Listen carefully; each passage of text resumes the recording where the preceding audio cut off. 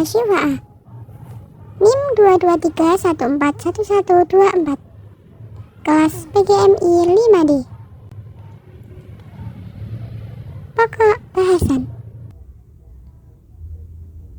pengertian IPS.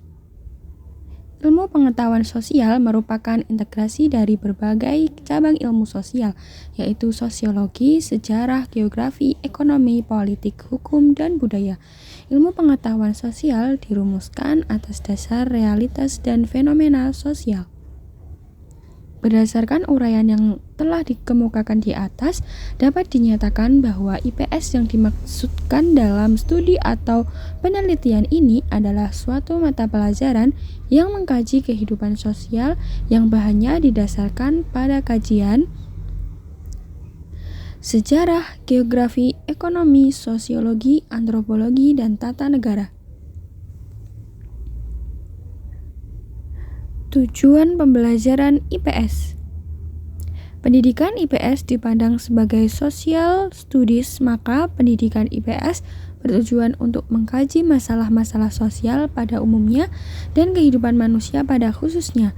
Dengan begitu, peserta didik memiliki pengetahuan yang logis, lengkap, dan objektif, yang didukung dengan informasi dan fakta yang terjadi sehingga peserta didik mampu mengambil keputusan secara tepat.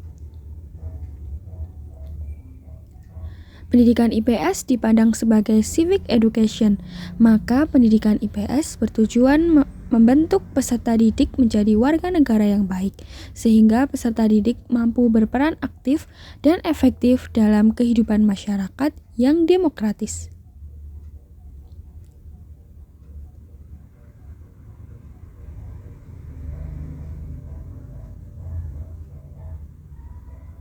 Tujuan IPS untuk guru dan siswa.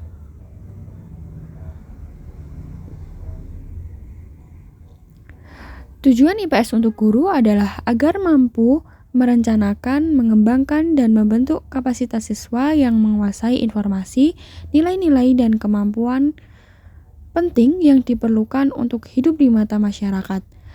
Lingkungan belajar yang kondusif harus disediakan untuk memudahkan penguasaan keterampilan tersebut dan untuk menunjang tercapainya tujuan IPS.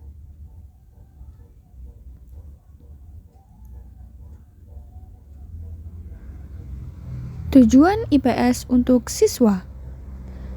Membantu mengenalkan siswa dengan lingkungannya karena pembelajaran IPS sangat luas, mengembangkan keterampilan berpikir kritis siswa, menumbuhkan rasa kebangsaan, melatih bagaimana bersikap dalam kehidupan sehari-hari, serta mengajarkan siswa untuk menghargai perbedaan.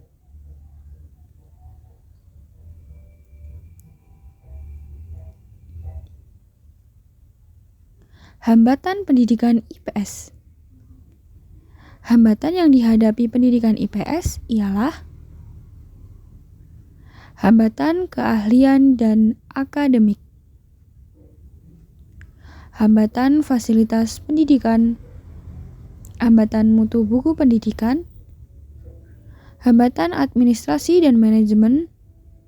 Hambatan pendidikan IPS di dalam pengaplikasiannya juga tidak diterapkan secara terpadu, melainkan diterapkan masih dalam keadaan terpisah atau semi terpadu.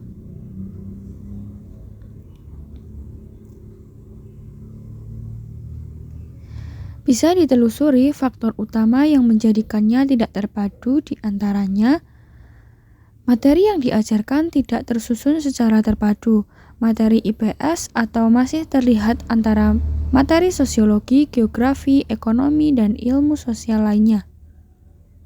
Guru yang mengajarkan belum semuanya berasal dari latar belakang program studi pendidikan IPS. Faktor utama terakhir adalah terbatasnya sumber belajar dan fasilitas pendidikan IPS. Keterbatasan mulai dari tersedianya buku pendidikan IPS, laboratorium pendidikan IPS, dan lain sebagainya.